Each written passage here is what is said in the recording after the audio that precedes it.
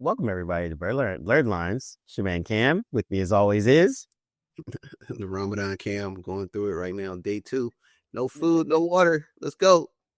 as well as Hey, this is Josh, the last forgotten son of Krypton, the black one. as well and bring up the rear. It's the professor. It's D. What's up, everybody? And if you haven't noticed, it's Oscar time, and we're recording this right as the Oscars are filming, and none of us actually are watching it. Why? Because none of us really cares. But it's important. Ooh. So here's my take, real quick, surface level take.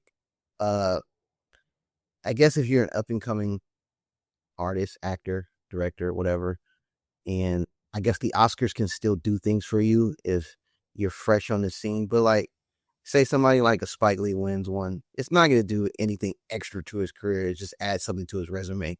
If you've been watching some of these proclaimed directors and artists in general, that are already established, the Oscar is just another thing on their checklist to brag about. Certain people who have a like mind to be like, okay, if I win an Oscar, cool. They're not going to say no for the most part. There's only a few people that'll be like, I'm not going, I'm not attending because they won an award. But like Spike Lee, And fewer still who are like, nah, I don't want my Oscar. yeah. So like part of it is like you don't Like have Marlon Brando, perhaps. Brando.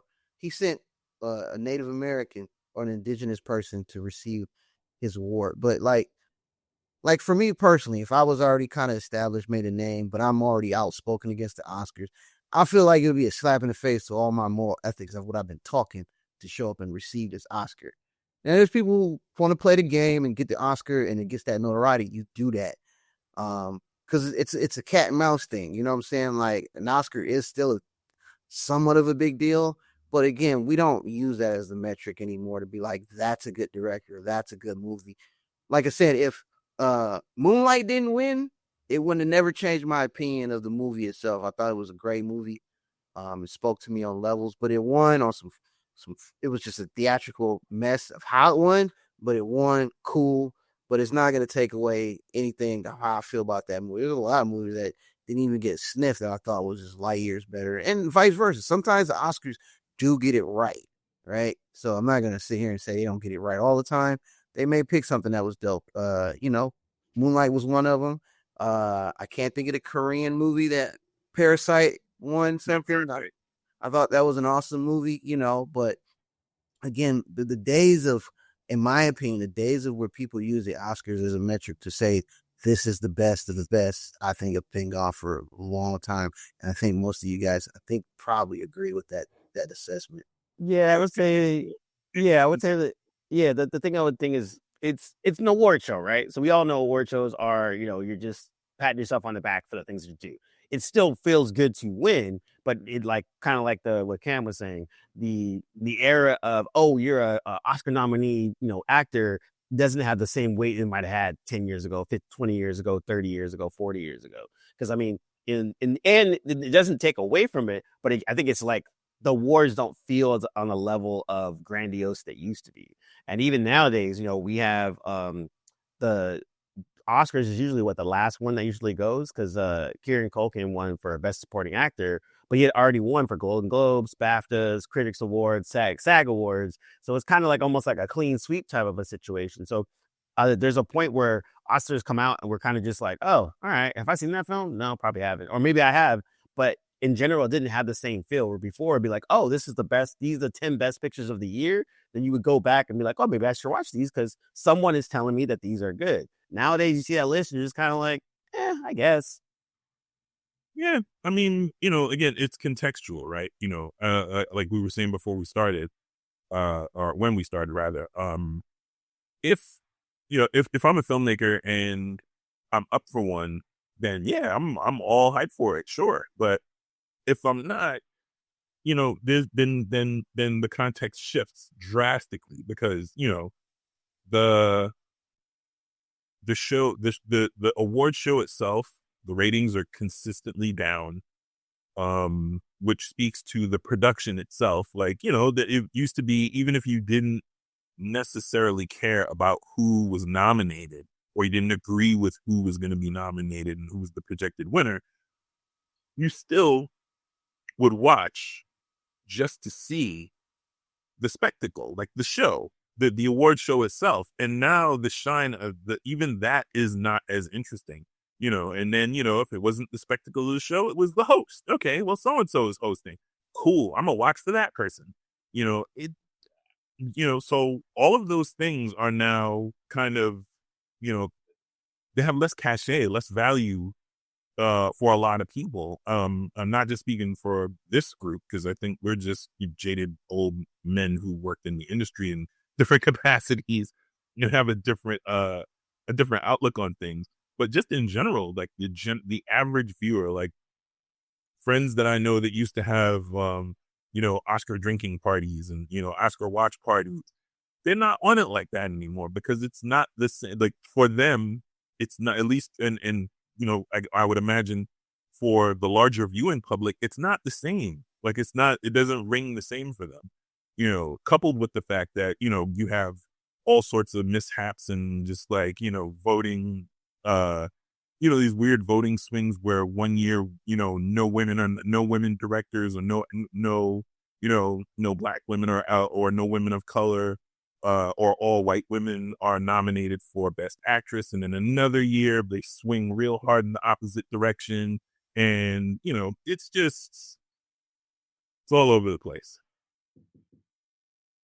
Yeah. And I think also too, award shows in general, and that's just the ratings things in general. Every single award show has been going specifically down every year. It's been like that for basically the last 10 years. So less and less people are tuning in. So it hasn't had that same level of the quote unquote normies aren't super into it as much as they used to be. Let me add this though. If someone has a party and food, I'll go. Yeah, of course. So Yeah. I also think it's more indicative of a larger zeitgeist of spirit of the times, in which the Oscars is an institution, and that's the Academy is an institution. And so now we live in an age, in an era, where culturally institutions are being challenged every which way and up, whether it be, political institutions or governmental institutions, or even entertainment institutions, where you have the Academy Awards that's undergone all these different disingenuous transformations over time to survive the current. Now it just doesn't matter as much anymore, because you have an entire generation that's growing up that doesn't care at all about any part of it, whether it be the spectacle, whether it be the fashion, whether it be the movies themselves. They don't participate in it, and it doesn't hold any kind of prestige for them. And also, in addition to that, it's harder to assess the overall quality of films in the whole pot, when so many are being made in a year's time. And most of what the Oscar focuses on are films that are being made by people with financial backing, whether it's small or large. They have some money to put their film together and create it and put it out there, and to be judged by the Academy. And again, that's a part of that institution. So the spirit of the times have changed and shifted, and Oscars are starting to get left behind. It's going to happen to most of those award shows and most of the institutions that existed when we were growing up, or when we were younger, that were the big thing. Like you said, people organizing parties and games and pools at work and all that stuff. That's going away, and that's just gonna be how it is. They'll still have Oscars will still come on, and it'll be just like this. Maybe you'll get a group of people who are excited, and then you'll probably get more that just don't care. So, and the ratings were showing that. I want to piggyback on a point you just made. They don't, the award show doesn't seem to update with the times. Like, they're very slow to move, to latch on to new innovations, new thought processes, and the blockbuster category, like you say, was one of those things that was just like, how disingenuous do you really want to be? Like, like, if it, Yeah, that's Disney put its little muddy paws on things, because I'm not saying that they're paying anybody, but I'm also not saying they're not, because most of the films and stuff that even in the Emmy categories for TV, the stuff that they making is getting nominated in the categories that would have never been on those ballots before. The Mandalorian, right? Like, well, and again, Star Wars films, and never again, like and all again, stars. that speaks to the previous point that I made in terms of ad campaigns. Like, now, if you have the money to campaign and advertise and keep your joint, keep your project in the theater longer, or reintroduce it right before Oscar time, or send out screener links, to the academy at large. Like, if you can afford to have like a server dedicated to, running 24/7, the films that you have in your portfolio that are going to be nominated, you know, you're at a bigger advantage than a smaller film that just squeaked in, that everybody likes but isn't able to campaign as well, or whatever. Like, it's just, the whole thing Yeah. is very jaundiced also. Yeah. You know what I mean? Well, it's the advertising aspect of it, because I think, again, if you're up for an Oscar, you get an Oscar, that shit's still dope.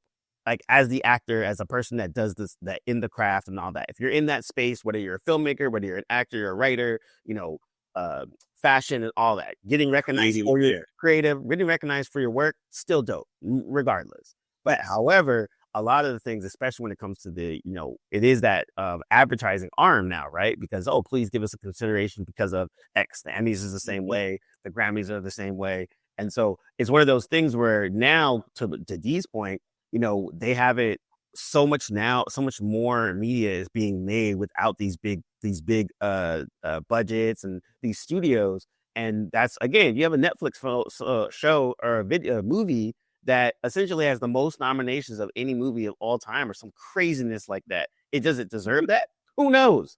But you're now seeing the big crazy studios not giving that same shine that they used to get, and these other people starting to be able to make these things. So I think it's one of those things where, the also just recently passed was the NAACP Awards, the Image Awards, or whatever.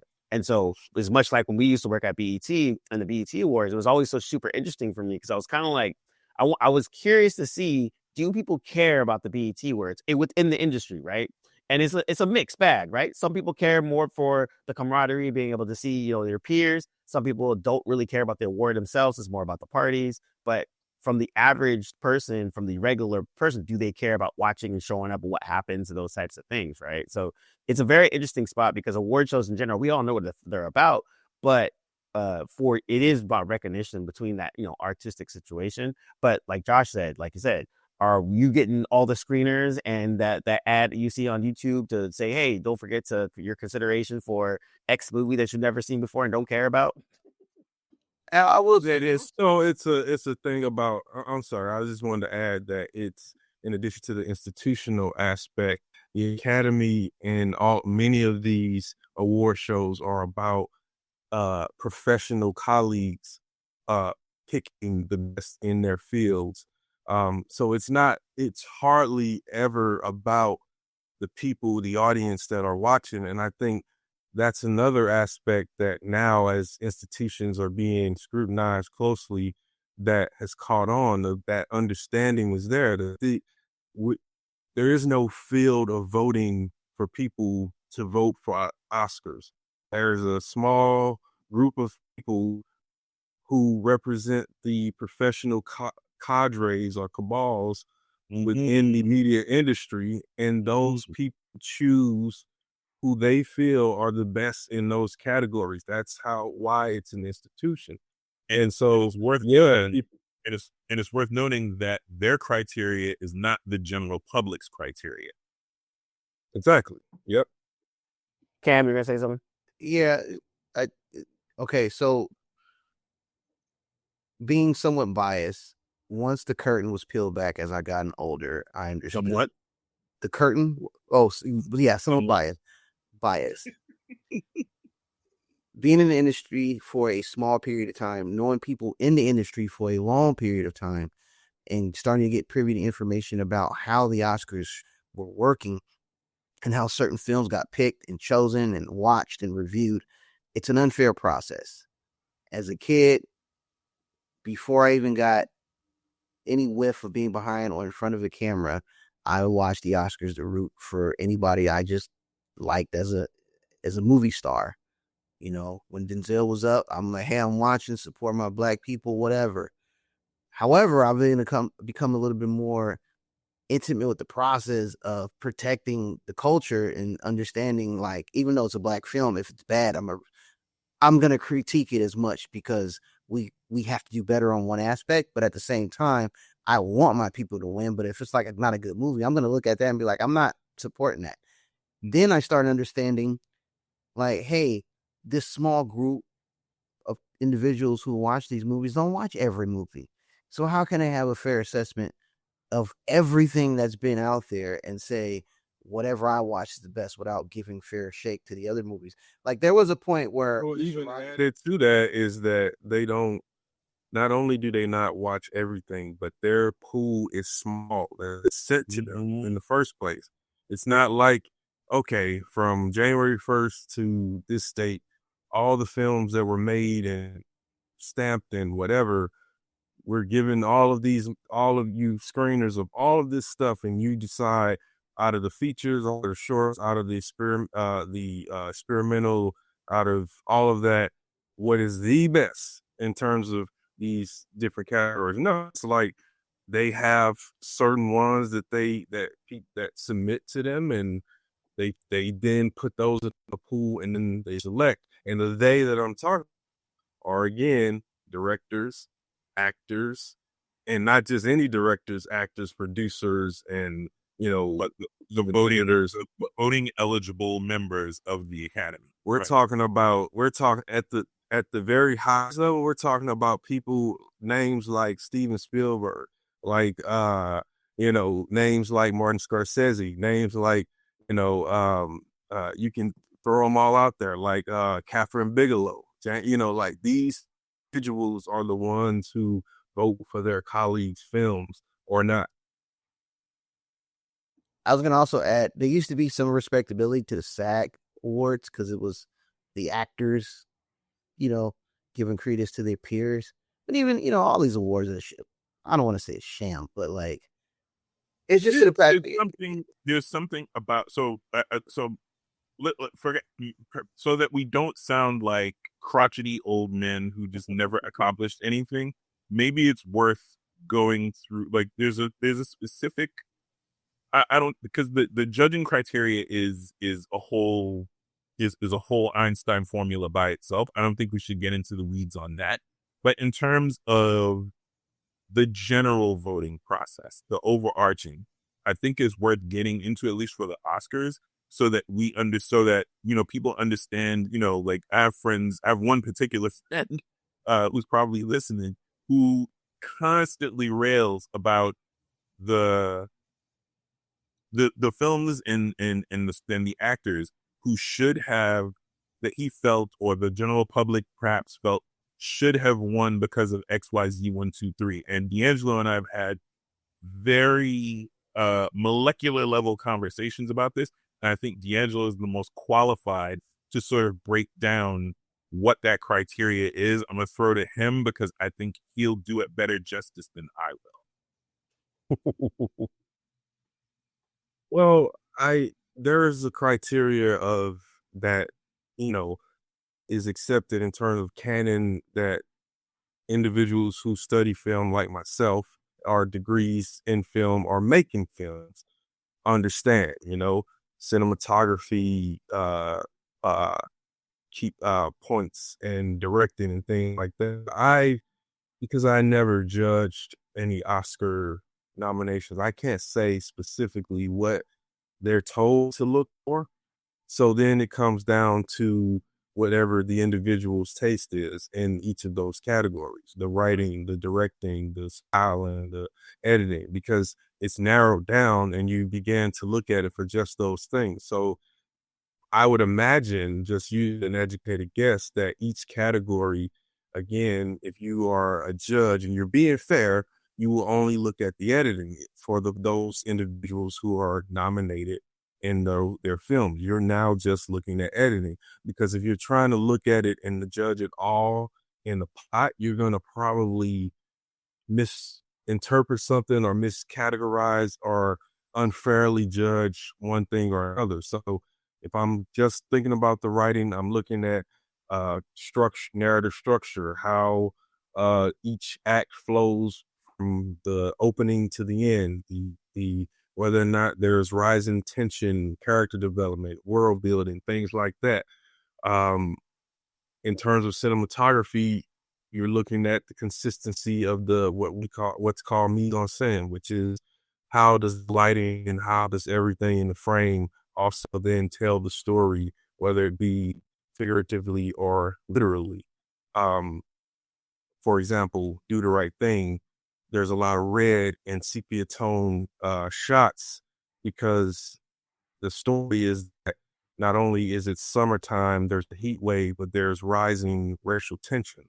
So those layers and those things end up becoming, okay, who is knocking at the highest brow of these categories? I mean, who is producing or making, uh, for example, a story, a script that takes the three-act structure, takes the narrative themes, the world building to another level, to a different level that isn't just run-of-the-mill average screenplay that you read and leaves no mark on you.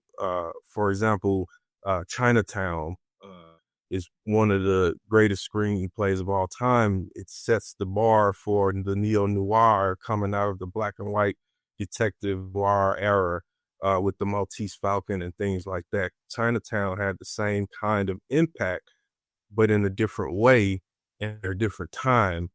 And Chinatown screenplay did win, if I'm not mistaken. I know it was nominated for an Oscar in back when it was released.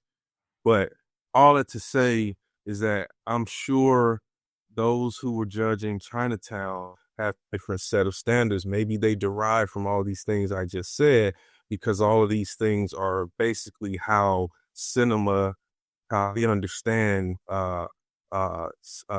film, form, and sense. And so when those things are at their highest quality, that's ideally what should be what the officers expect and how it should be judged. But we're talking about humans, and we're talking about the human condition, which when you put that involved, it's into exactly, and that plus the two plus, again, human condition, who knows what passes as criteria for Oscar films? Because look at the film that we're talking about, the what is it, Anna Maria? Amelia Perez. Yeah, look, I want to hit on something that you and I discussed that I think is of supreme importance, that I don't think so. All that you said is accurate, and I think that bears saying. But there was something specific that you hit on, that sort of altered my way a few years ago. That sort of altered my way of looking at how the Academy judges in terms of format. You were talking about prestige format versus everything else, and how everything else may trickle in, but prestige format specifically is what usually almost 9.9 times out of 10 is what will get the attention of the Academy and thus sort of bubble to the top of the pot in terms of the films that are out there. And usually a prestige format film is what will rise to the top in terms of nomination and then go on to win. But I want you to talk about what makes a prestige format film and how that informs not only Best Picture, but usually the Best Actor award, whether it be actor or actress, and sometimes director. And just touch on that for a little bit. I don't want to make this a class, but well, I feel like also, it bears saying. I feel like well, it's worth saying because I think people don't make those distinctions. I know I did. yeah, and I think also too, there's like, say for instance, how come a comedy doesn't get nominated for a Best Picture or a Best Director or something like that? Why? How come a sci-fi film like Dune Right. was like, but Dune had a certain level of prestige. There you go. But there's an interesting mix where I see going back to like, do we have our film nerds? Do we have our regular people? Because not for nothing, the Best Picture is actually the picture that gets the most votes out of the 10,000 individuals that get to vote, right? And you don't have to watch. The criteria for being part of the voting thing is you don't have to watch every film. You can, or you can only vote on the things that you care about. So even though there's 10,000 members that votes, not everyone votes in every single category. Some people just care about the ones they view, and then they keep it moving. And voting's on. And you can and you can have a situation where one film out of that 10,000 may have drawn the attention or the liking of 800 people out of the 2,000 that voted that year or whatever it exactly. is, but anyway, to use Dune Part 2 as an example, I think Dune has a science fiction fantasy setup. If you strip away from all of the things that make it special, it's a story about um, uh, a prodigy with mental abilities who's a noble and loses everything, but comes back from exile to claim a throne. And I mean, you've seen that story a lot of times in different ways and across many different genres. But for Dune, you have all of these things coming together that make almost an ethereal, sublime experience, right? So I was talking a lot about Hans Zimmer's score and just how beautiful it is in comparison to the balance that it creates with the visual that we're seeing. There's a scene where Paul and Channy are just sitting on a mound of sand talking, and I don't know the instrument that he uses for the melody, but it plays very strongly, but doesn't interfere with what's happening in the visual. It actually creates a new experience in addition to the cinematography and the performances between the two actors and the directing. So what creates a prestige film, it's always different, but it largely comes from when, yes, you have something that fits into a genre, but then it also doesn't fit into that genre because of all of the elements that come together that bring it together. The writing, Dune is also less about lasers and spaceships. I mean, how much time do they actually spend in space in Dune? It's less about Paul might have mental powers, but he's not, flying around or, having these big duels with other characters and, using his powers to lift them up and throw them across the room. It's more about the philosophical nature of the prophet or the leader that creates the phenomenon that is Muad'Dib. And so all of those things, the themes, the structure, uh, the boldness, uh, the scale, the scope, all of those things, when they come together, they create something that transcends genre, um, it transcends the story itself, right? So it becomes something bigger than just a film about sandworms and Space slugs and sand. I'll say this. and space statics. For me personally, I feel like movies that win awards, in essence, regardless of the genre, are movies that have some impact on you. For the most part, it could be a Marvel movie, it could be whatever. Or at least they should. Should. That's the idea, right? Well, For think example, about The Dark Knight. To your point, think about that. It's hard for people to call that a superhero film, and most people can't just call it a superhero film because it's doing a lot more. It's operating on more modes of production. It's a superhero film, but it's also It's also a story about a vigilante. It's a story um it has a gangster story feel to it at the very beginning. And the way that it's put together in the way that it builds a story with consequences and irreversible stakes is much different than what most superhero stories concoct or they create. yeah. So then would you call the Dark Knight, any of the Dark Knight films or the Dark Knight trilogy in and of itself prestige format as a result? I would only call it the Dark Knight film itself, just the Dark Knight, just the middle categorized in that. Yeah, I wouldn't say that about Batman Begins or the Dark Knight Rises, but I do think that Nolan kept that consistency. It peaked with the Dark Knight. I was gonna say, to my original point, movies that have an impact, like it can range from anywhere. And one of the few movies that had an impact on me was The Master with Philip Seymour Hoffman and Joaquin Phoenix.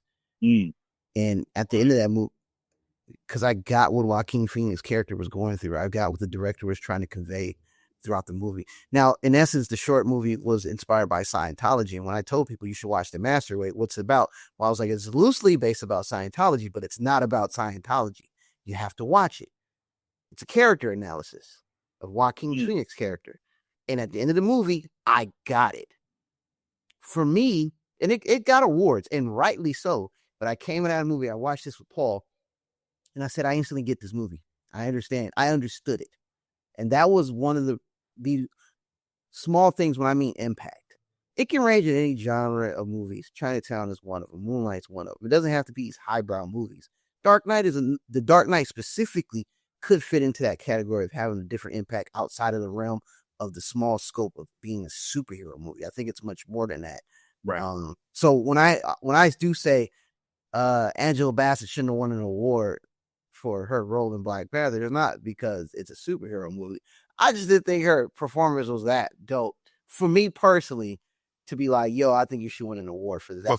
So, but judging by if we're gonna follow the logic of how films are judged for an Oscar, Wakanda Forever was a pretty good movie, but it wasn't prestige format. And so as a result, her performance doesn't, while an excellent performance, it was incredibly moving. But if you judge it by you know what I mean? Like you're not going to judge an apple by the laws of an orange. So it's not perfect. This is my own scope. So sure. You know what I'm saying? So like, was Black Panther a good movie? No, but that's neither here nor there. Well, we're talking Black Panther or Wakanda Forever? Wakanda Forever. Both of them. Okay. The cultural impact, it speaks differently. That's another case by case thing. That's right. Different. It was important to us, but in the grand scheme of things, yeah, and also a good performance in a okay movie doesn't really beget award. That's a great point. Like like you could do, like, say for instance, Ant-Man 3 was not a good movie. Jonathan Majors, with what he had, actually did some interesting, cool stuff. I was like, oh, okay, I believe you. I'm not saying it's Oscar worthy, but I was like, oh, this is cool. But that's a great performance. But we also say this about Jonathan Majors: he either overacts for something that's too lowbrow, or underacts for something that he should rise to the occasion. That's a Jonathan Majors problem. We discussed this part. There is no middle with him, and I don't. I mean, personally, I didn't. I mean, I didn't think that performance was great. I thought it was okay, but I think it was okay. But also the writing was very weak in that film. So Yeah. I wouldn't hold it. I don't hold it against Jonathan Majors. I've seen him when there's strong writing and he's really good. But that one in particular, it was like, they just dropped the ball in general from top to bottom. And he just happened to, hey, he showed up at work twice for it.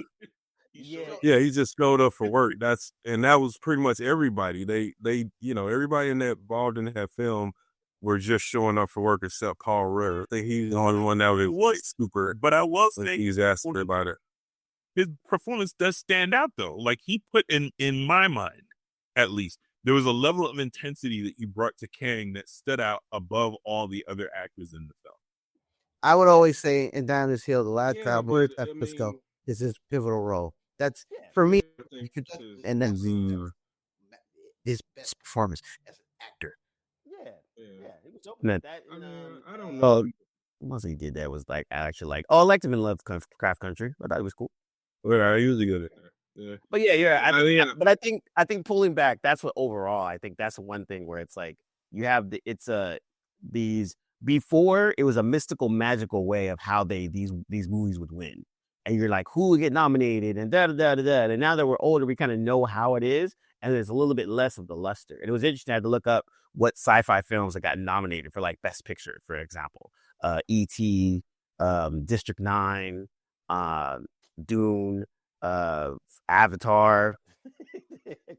Is there? It's not anti-genre film. It's in fact, Alien was nominated for our Oscar. Like there are several throughout. Star Wars was nominated for Oscars. The first one, A New Hope, or when it was released, Star Wars. It was nominated for an Oscar. But it's like again, what's so special about the Star Wars script? Well, I'll tell you. Typically, protagonist is introduced within the first 10 minutes. We don't meet Luke Skywalker till about 40 minutes into that film. That first time that we meet Luke, he did a bunch of setup that was very risky, especially at that time, for storytelling and story structure, in which he set up Luke's obstacle. He showed you what Luke was going to have to deal with, and then he brought us to Luke Skywalker. That's just a small example of why that script is canonized now. It's on the list of prestige, as you say, scripts that, NYU and film schools on the graduate and undergraduate level will cite, these are the films that you study. These are the films that, are top tier for whatever reason. Star Wars is other reasons, but mainly the biggest thing is the script. Now, that's ironic because it's George Lucas, but right. But then he struck gold. Yeah, that's another discussion. But then he struck gold, and also he wrote that at a different time in his life, right? So he'd already mapped out the story for the prequel trilogy, but he didn't have the details. And so later, when he finally made them, it's a different situation. So now his writing ain't as good. But the first one, he did a great job with that script. You can't take that away from him. And that's why it was one of the Oscar nominees at the time. I was just gonna say he wrote like the rent was due. That's all. And that's so at 76, 77, so it probably was. It probably was. And he was, about almost a decade out of UCLA, I think. Yeah, I think he did what, American Graffiti? Was that the first one he did? Like, Yes, that was the first one he did, but that was right out of school. And it's so crazy. The people involved in that film at the time were nobodies, but now they're all like the for the last 30 years have been like the things. hot Mr. Mrs. whatever Hollywood, like Harrison Ford, for example, like But but yeah, I think overall, I think like it's one of those things, kind of like what Cam says. Like, I like that people enjoy the Oscars. I like that people win, and that's cool and all that. But I think the luster and that shine of it that it used to have was kind of just it's kind of like eh. And you when I was actually going through the wiki for previous winners for like Best Picture, and so I'm looking at the ones what won, and then two what didn't win, and it's like super interesting. It's almost more fun to see what didn't win as opposed to what did win. Because there is The year that Driving Miss Daisy won, wasn't it the year that Do the Right Thing was nominated? Yeah, I think so. I believe so. Or like or things that you forget, right? Like not Rocky was nominated for like 7 awards, I think, and it won 3.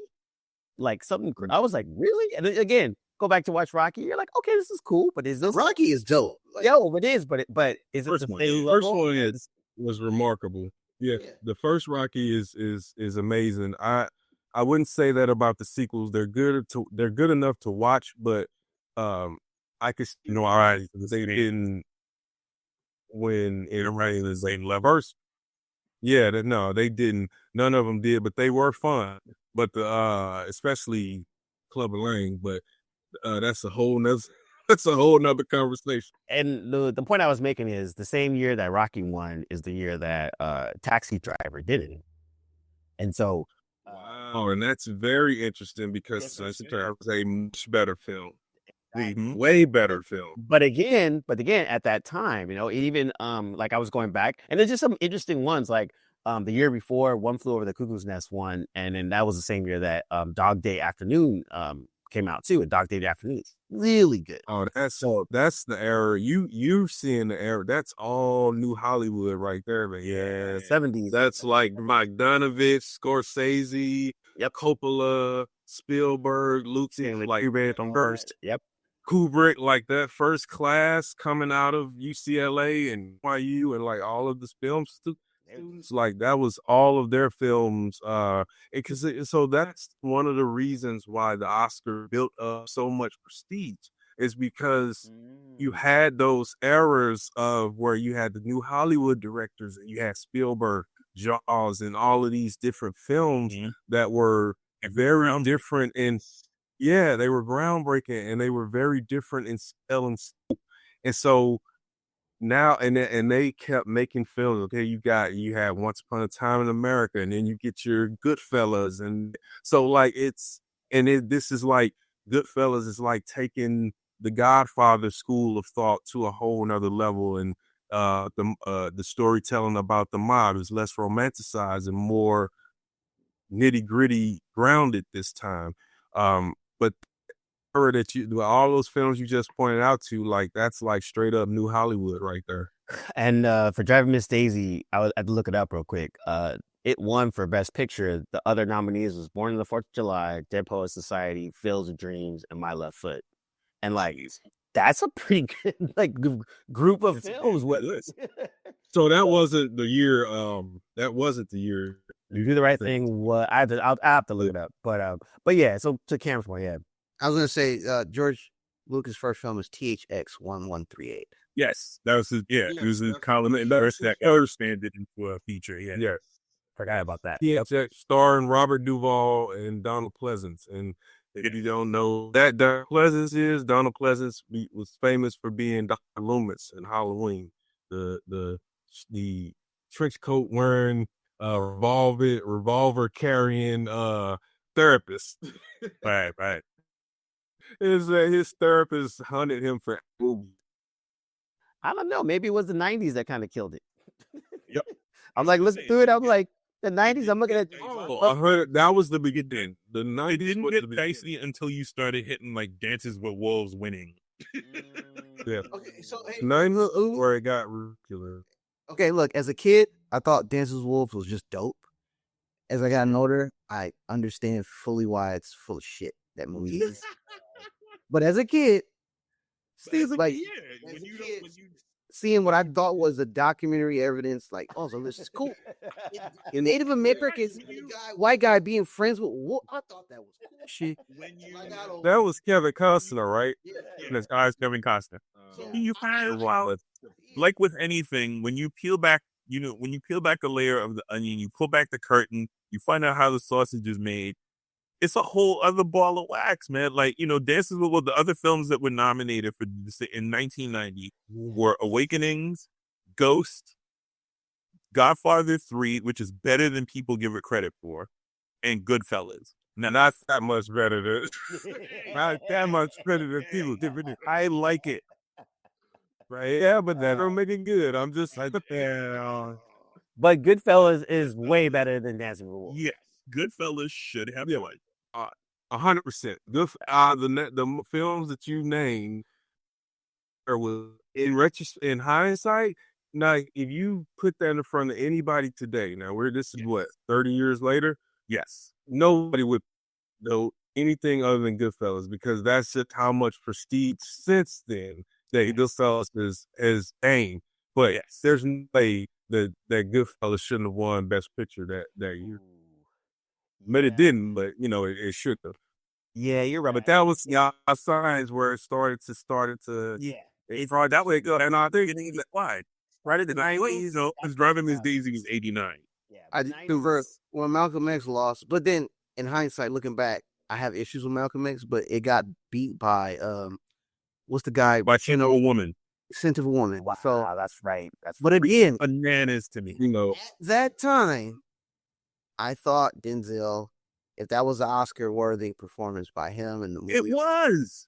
Even with the issues that movie, even with the edited version of that book, and because that's basically what that movie was. I had issues with the book and the movie, but that's neither here nor there. Yeah, However, but as a project, yes, I thought it should have won at that time.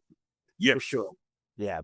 Well, and I think that's the kind of what, like, going back to what D'Angelo said to bring it full circle, is like there's a level of prestige of that films had, and like going through that list again, like you see it from the 60s to the 70s into the 80s, and when it gets to the 90s, you're like, huh, and you're like, it's not that bad, but then you get to 2000, you're like, oh, glad you start. And then also think about the crop of filmmakers that emerge after the late 90s into the 2000s, early 2000s. And the point of them being often not named sapsucker that we talk about on this program. He emerged in the early 2000s and became what and ended up being. So I was to say that the quality of filmmakers began to decline in Hollywood after the 80s, and I think there just became right around the 80s, right. The early 80s. I think it just became a thing where they Spielberg usually would win when he would do a film. So says it because it just became like you couldn't ignore that the new Hollywood filmmakers just had the gift of gab at the time. In terms of Hollywood, they were making everything that they tended to make ended up winning Oscars. Coppola only made in total maybe like 4 or 5 films. Was it? And they all got nominated. And they're all nominated too. What's the one based Apocalypse Now? Almost killed what's his name? Almost killed what's Douglas. No, not Douglas. Sheen. Right. Martin Sheen. Yeah. Almost killed Martin Sheen.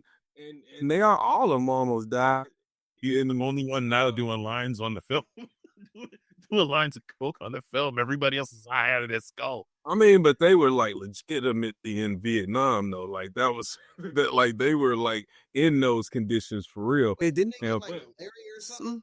Yeah, no, they got something. There's documentaries on it, man. And you know what's crazy is that I have the DVD. That DVD. You seen it then? So yeah. It's loosely based on Joseph Conrad's Heart of Darkness, which is a weird story in and of itself. And so all of these things started to plague that production to the point where they didn't think they would even finish. And so to the fact that they made it and then it became like this such Oscar darling. And it's one of those, you cannot watch that film and be like, oh, this was just political because Francis Ford Coppola did God. Like, no, this is a great film. And just like like the conversation, I brought up Coppola to say he made only a few films, but with the exception of The Godfather 3, sorry, Josh, all of his films were like just amazing.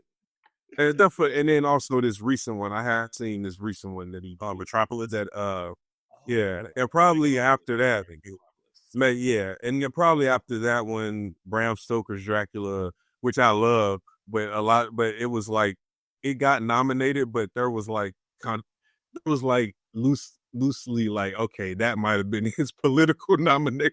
Like, that was the one that he called a favor to, because it's okay. Gary Oldman as Dracula, come on. Anthony Hopkins as Van Helsing. It's okay, but it's not. It wasn't there. So peep game. In 1989, the other nominee, so Driving Miss Daisy won. The other movies that got nominated for Best Picture, and this is this is a really good list. Born on the 4th of July, Dead Poet Society, Field of Dreams, and My Left Foot, which Cam mentioned. Like, let's toss My Left Foot out of there because I don't think any of us know what the hell that is. Field of Dreams was a good movie. Like, it was in baseball. Like, it was as big a love letter to baseball as anyone could ever write. Dead Poet Society, you could say whatever, but okay, it fits in the category. Born on the 4th of July was pretty good. But all of these movies are better than Driving Miss Daisy. So Driving Miss Daisy stood for, man. Come on. Well, that's a whole. It's a whole different story. It'd be hard for us to get out to hear back any kind of credence at all. That up because we have our own rather earned biases, let's call it that, when it comes to a movie like Driving Miss Daisy, and we know Morgan Freeman is capable of way better than what that film wound up being. Also, Do the Right Thing only got nominated for 2 things: Best Supporting Actor, Danny Aiello, and then Best Original Screenplay. Yes, and so it actually didn't get a nomination for Best Picture. No, this is back when Siskel and Ebert was like, this is the best film of the year. Mm-hmm. And what's funny is Danny Aiello was not too much out of character. Exactly. Let's not make it personal now. No. This is people know he was too out of character in his role. But yeah, I would say he's old. He's like old school Italian. Yeah, 100%. Like definitely, you can see Saul still all over him. But he's had some pretty interesting things to say about when he in his interviews about working with Spike and working with the rest of the cast and how he felt about that whole story. And it was pretty. It's interesting to hear. Yeah, the subject matter. I had Criterion DVD years ago, and I got the 4K now. But there's a documentary where there's just them, all of the actors meeting for the first time to do their table read. And it was so funny seeing the younger version of Giancarlo Esposito, like very much not confident or like very soft spoken, like introduces himself like very much well spoken, and all of them like just not even John Turturro, like he was like very like soft spoken and not looking people in the eye. It was just because we've watch these people in their careers grow and things like that. So it's interesting to see them at the beginning where they're just like, they came and auditioned when they heard that, this young up and coming filmmaker Spike right out of NYU had done School Days already, was casting for his big film. Again, that's just one of those special things that Blu-ray offers, but it's a thing if you're very. Does anybody remember Do the Right Thing? Sorry, no, not Do the Right Thing. Malcolm X. What year was that? 1990, I think. 91. 91. Heard of the 2. Maybe I was gonna say there was a part of me that wish I was around and in business when Spike was doing all his early work, to be a part of that crew. And to make some magic, because I look at all like the Denzels, the Wesley Snipes, Giancarlo, Sam Jackson. Sam Jackson, Holly Berry, like early Holly, like all those actors. And I think it just early New York, Early New York, early Brooklyn. yeah, the 90s, early man. 90s. Oh, that's what 100% made me want to come to New York to pursue, my film degree and all of that stuff. Seeing all of Spike's early work, like Yeah. his depiction of, and also the Van Peebles, like Mario and Mel, and Gordon Park, like all of them, like the way that they photographed New York it just felt otherworldly. Like, I was disappointed when I got to New York and it had been in the post-Giuliani Jewish. I was like, why is it so clean? This little marks out. I'm thinking somebody gonna try to mug me, man, and it didn't happen. Yo, that I romanticize about that era of filmmaking in that world that Spike had painted for us, and I was like, man, that's just to be around the parties, the culture, the scene, the movies, the people. I just thought it was dope, and that's a moment in time. So Yeah. Well, then the fact that it ran parallel with and where things were with pop at that time as well. Yeah, that era will never happen again. Like that specifically that Fort Greene party era before Fort Greene became what it is now. that like those guys, all the Wesley Snipes, the Rosie Perez, Rosie Perez, Mike Lees, all of those cats all hung out in Fort Greene, and it's one of those things where like you don't know at the time, but like I have at least 3 or 4 people who were like, "Yo, remember that party that we went to and dot dot dot dot dot? That was the party that they talk about in this interview where they were talking about this person was there, that person was there, that person was there, that person was there." I'm like, I remember that party very vividly. I remember a lot of beautiful people being there. But, you know what? That just you could not have told me at the time that all of these people were in the same, like, drinking from the same punch bowl that I was in the same room. in the same room, probably as broke as I was. And that's the kind of cool thing that I loved about living in New York City, not to push us into a different direction, but that was always the case. I remember, and this is after that era had been long gone. I was in Williamsburg, and it was after the Sandy's storm. Hurricane Sandy. Was it Hurricane Sandy?